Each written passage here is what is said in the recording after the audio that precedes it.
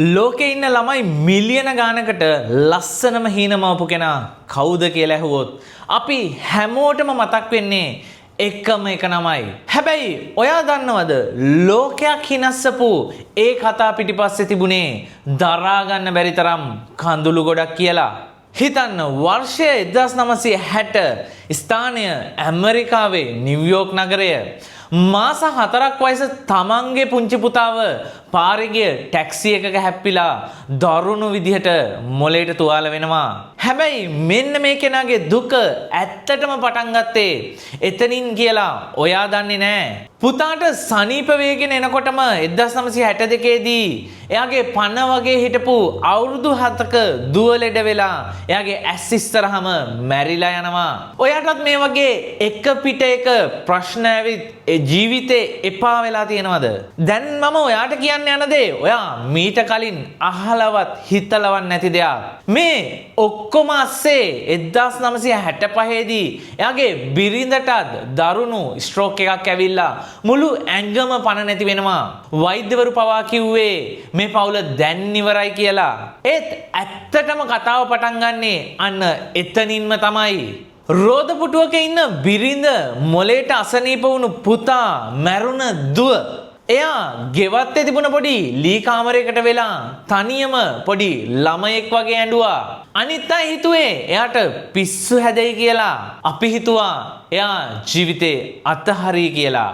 ඒත් ඇත්තටම එයා අයින් වුණේ නැහැ. තමන්ගේ ළමයින්ට නැති වුණ සතුට ලෝකේ ඉන්න අනිත් ළමයින්ට දෙන්න අන්න එයා තීරණය කරනවා.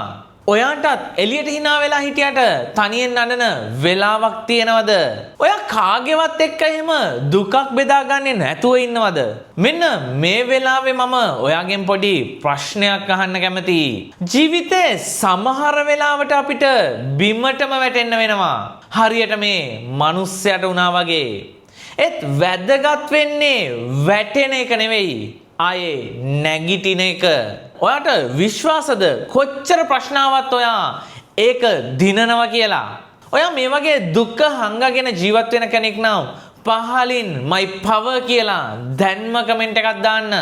හරි. එයා කඳුළු පිහදාගෙන ලියන්න ගත්තා.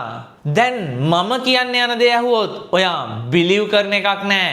බිරිඳට කවමින් පුතාට බෙහෙත් කරමින් එයා රෑ නිදි මරාගෙන ලෝකේ පුදුම කරන කතා ලිව්වා. ඒ විතරක් නෙවෙයි තමන්ගේ පුතාගේ මොලේට වතුර පිරෙන එක නවත්තන්න එයා අලුත් මෙඩිකල් වෑල් එකක් පවා නිර්මාණය කළා. ඊළඟට මොකක්ද උනේ දන්නවද? මේ මහා ගොඩක් දුක් මැද්දේ එයා ලියපු පොත් James and the Giant Peach, Charlie and the Chocolate Factory මුළු ලෝකයම හොල්ලන්න ගත්තා. අදටත් හොලිවුඩ් චිත්‍රපටි පවා හැදෙනවා අන්න එයාගේ කතාවලින්. තමන්ගේ දරුවන්ට අහිමි වුණ සතුට එයා ලෝකේ ඉන්න මිලියන ගණන් දරුවන්ට බෙදලා දුන්නා. දැන් ඔයා දන්නවා මේ කෙනා කවුද කියලා? ලෝකේ බිහි වුණු ශ්‍රේෂ්ඨතම ළමා රචකයා රොනල්ඩ් ඩාල්. ඔව් අපි ආසාවෙන් බලපු Charlie and the Chocolate Factory ලියුනේ එයාගේ ජීවිතේ අඳුරුම කාලෙදී. මේ කතාව මෙච්චරයි. ඒත් මට කියන්න බැරි වුණ දෙයක් තියෙනවා. එයා අර රෝදපුටුවේ හිටපු එයාගේ බිරිඳව අවුරුදු ගාණක් තෙරපි කරලා ආයේ ඇවිදින්නත් පුරුදු කළා. Those who don't believe in magic will never find it. කොච්චර අඳුරු වුණත් ජීවිතය ඇතුලේ මැජික් එකක් තියෙනවා කියන එකයි අන්න ඒකෙන් කියන්නේ. අද ඔයා ඉන්න තැන ඔයාගේ අවසානය නෙවෙයි. මුළු ලෝකෙම කඩාගෙන වැටුණත් රොනල්ඩ් ඩාල් වගේ තමන්ගේ හීනය වෙනුවෙන් පෙනී ඉන්න. බිම්මට වැටුණත් ඔයාගේ අරමුණ අතරින්න එපා. මේ කතාවෙන් ඔයාගේ හිතට ගැම්මක් ආවනම් තව කෙනෙක්ට බලන්න අනිවාර්යයෙන්ම මේ වීඩියෝ එක ෂෙයා කරන්න, රීපෝස්ට් කරන්න. අපි දිනමු. දිගටම මේ වගේ කතා අහන්න මාවත් ෆලෝ කරලා තියාගන්න. එච්චරයි.